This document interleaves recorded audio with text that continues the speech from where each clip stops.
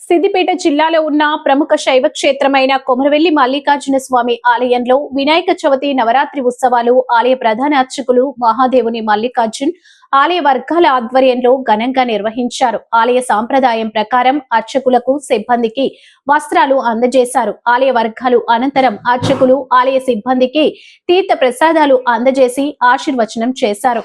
వినాయక చవితి నవరాత్రి ఉత్సవాల్లో భాగంగా 9 రోజులు నిత్య పూజలు నిర్వహిస్తారు ఆలయ అర్చకులు. ఈ కార్యక్రమంలో ఆలయ సిబ్బంది, అర్చకులు, వీరశైవ ఆగమ పాఠశాల విద్యార్థులు పాల్గొన్నారు.